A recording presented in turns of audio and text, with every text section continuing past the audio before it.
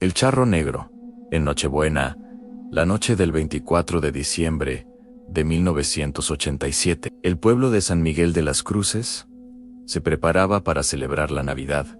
Como cada año, las calles empedradas brillaban bajo las luces de colores que adornaban cada casa, y el aroma a ponche y buñuelos flotaba en el aire frío de la montaña. Pero esa noche, algo oscuro se cernía sobre el pueblo, algo que cambiaría para siempre la vida de sus habitantes. Miguel Ángel Rojas tenía apenas 16 años cuando decidió que ya no creía en las viejas supersticiones de su abuela. Mientras su familia se preparaba para la misa de gallo, él se escabulló por la puerta trasera, con una botella de tequila robada del aparador de su padre. Sus amigos lo esperaban en el viejo camino que llevaba al panteón del pueblo, ese camino que nadie se atrevía a transitar después del anochecer.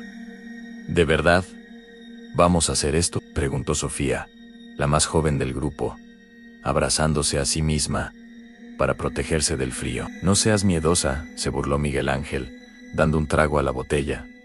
Son puras historias de viejos. El charro negro no existe. Roberto, el mejor amigo de Miguel, encendió un cigarro y exhaló el humo lentamente. Mi abuelo dice que vio al charro hace 50 años, en esta misma noche. Dice que el jinete aparece cada vez que alguien desafía las tradiciones sagradas. Exactamente.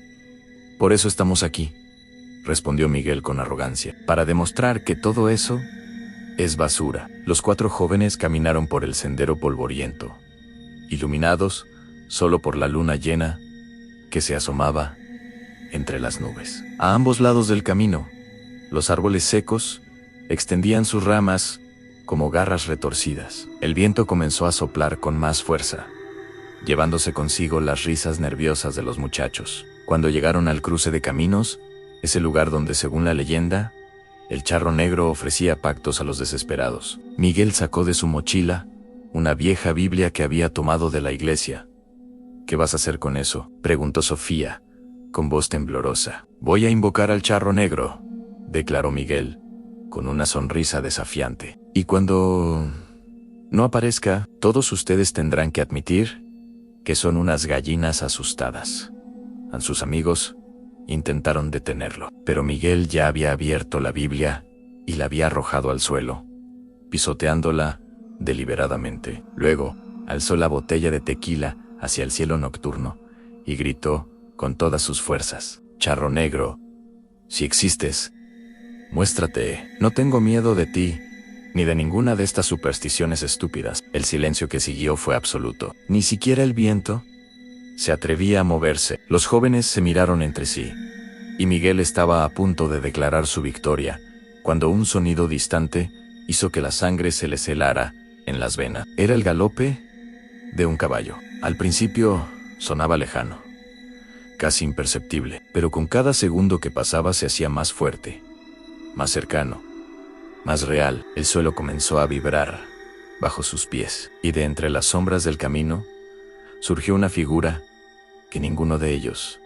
olvidaría jamás. El charro negro cabalgaba sobre un semental negro, como la noche misma, tan oscuro que parecía absorber la luz de la luna. El jinete vestía un traje de charro, completamente negro, con botonadura de plata que brillaba con un resplandor antinatural. Pero lo más aterrador era su rostro, en donde debería haber ojos. Solo había 2 pozos de oscuridad absoluta que parecían mirar directamente al alma. El caballo se detuvo a pocos metros de los jóvenes, resoplando una niebla espesa que olía a azufre y tierra de cementerio. El charro inclinó la cabeza, observándolos con esa mirada vacía que prometía una eternidad de tormento. Sofía fue la primera en correr, sus gritos quebrando el silencio mortal de la noche. Roberto la siguió inmediatamente, tropezando, en su desesperación, por alejarse de esa criatura imposible. Pero Miguel estaba paralizado,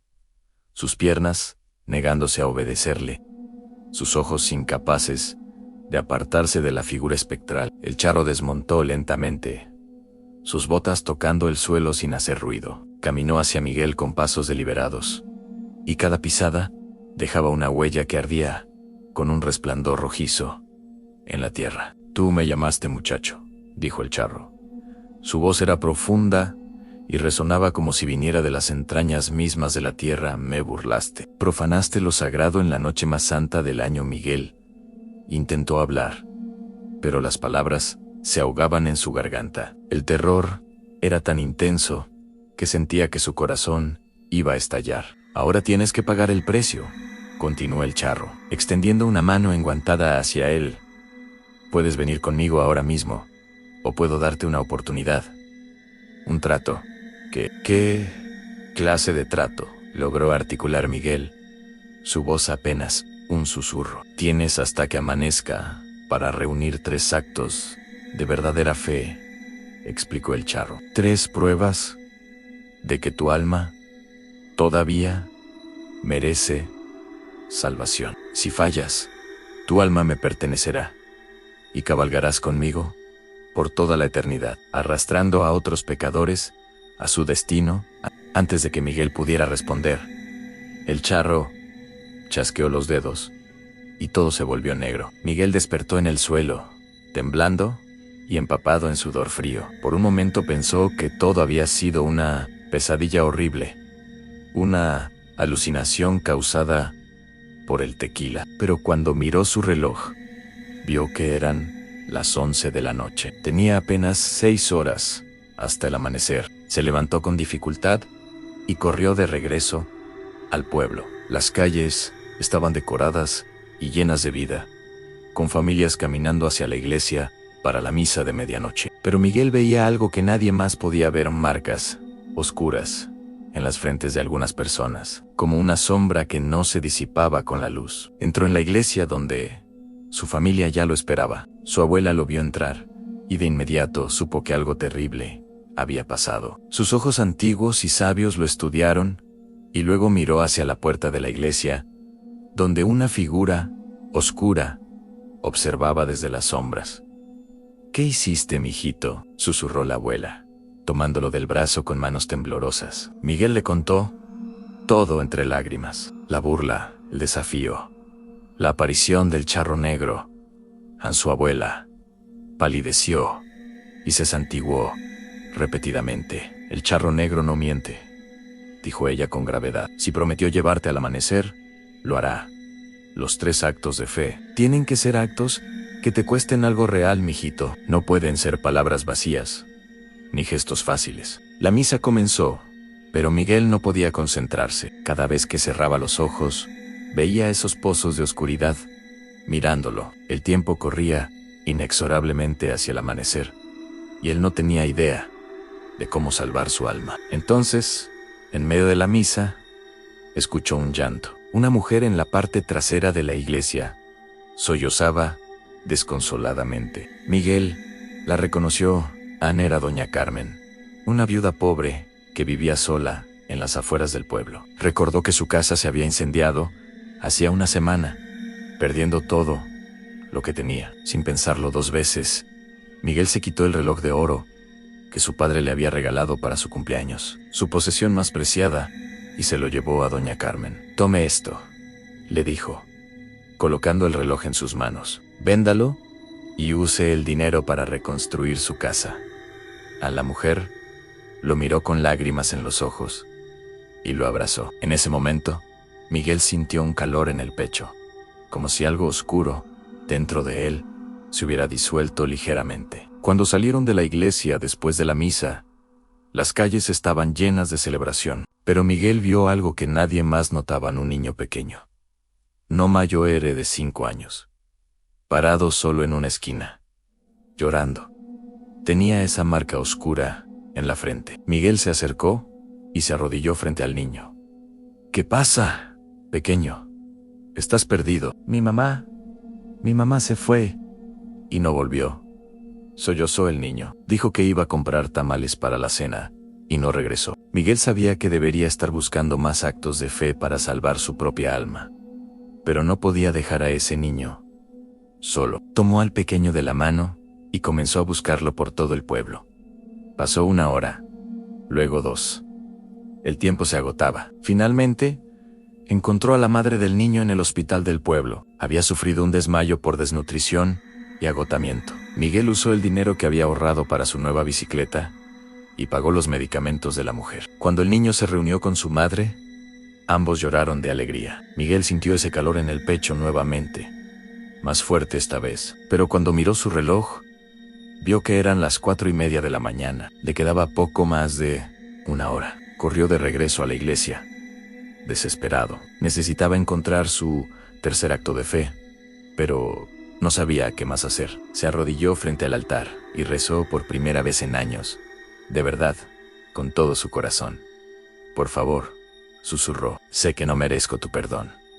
Fui arrogante, irrespetuoso, un tonto, pero por favor, dame una señal. Muéstrame qué debo hacer en ese momento. Su abuela entró en la iglesia. Venía llorando, apoyándose pesadamente en su bastón. Abuelita, ¿qué pasó?, preguntó Miguel, corriendo hacia ella. Es tu padre, dijo ella, entre sollozos. Tuvo un accidente en el camino de regreso del trabajo. Está grave. Necesita una transfusión urgente, pero el hospital no tiene su tipo de sangre disponible.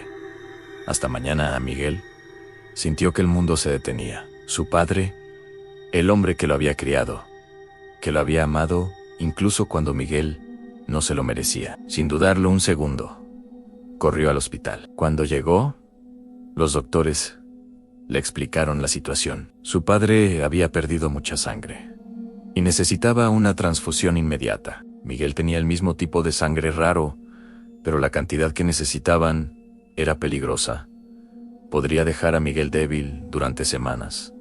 Háganlo, dijo Miguel sin vacilar. Tomen lo que necesiten, mientras yacía en la camilla del hospital, con la aguja en su brazo, viendo su sangre fluir hacia las bolsas que salvarían a su padre. Miguel sintió algo cambiar profundamente dentro de él. No era solo el calor en el pecho esta vez, era una transformación completa, como si las cadenas que no sabía que llevaba se hubieran roto. Las enfermeras le dijeron que descansara, pero Miguel miró por la ventana y vio el cielo comenzar a aclararse. El amanecer estaba cerca. Con las piernas temblorosas por la pérdida de sangre, salió del hospital y caminó hacia el cruce de caminos donde todo había comenzado. El charro negro ya estaba allí, montado en su caballo espectral, esperándolo. Miguel caminó hacia él, ya sin miedo. Si iba a perder su alma, al menos lo haría sabiendo que había hecho todo lo posible por ser mejor.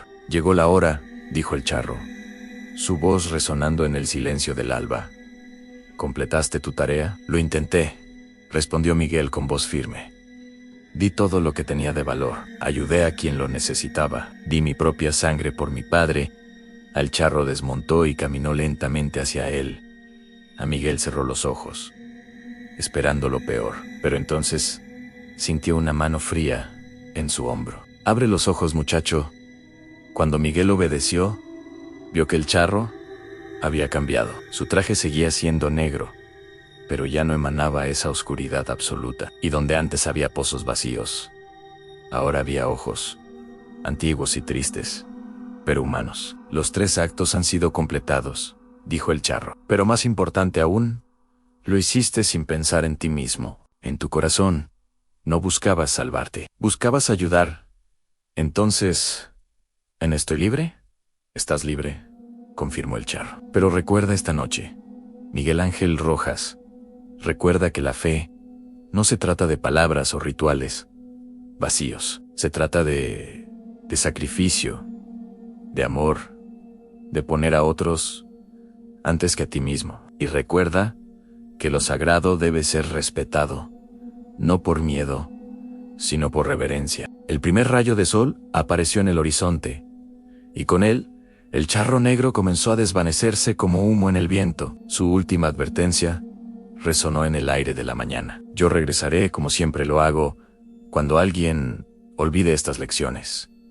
Cuéntale a otros lo que aprendiste esta noche. Que sepan que hay fuerzas en este mundo que no perdonan la arrogancia ni la falta de respeto. Miguel cayó de rodillas cuando el charro desapareció por completo, agotado física y emocionalmente. Las campanas de la iglesia comenzaron a repicar, anunciando el amanecer de la Navidad. Cuando su familia lo encontró allí, en el cruce de caminos, Ya no era el mismo joven arrogante de la noche anterior. Sus ojos habían visto la oscuridad que acecha, más allá del velo del mundo cotidiano, y sabía que jamás volvería a burlarse de lo que no comprendía. Su padre se recuperó completamente, y Miguel dedicó su vida a ayudar a los demás, siempre recordando las lecciones de aquella Nochebuena terrible. Cada año, en la noche del 24 de diciembre, regresaba al cruce de caminos con flores y velas, no para invocar al charro negro, sino para honrar las tradiciones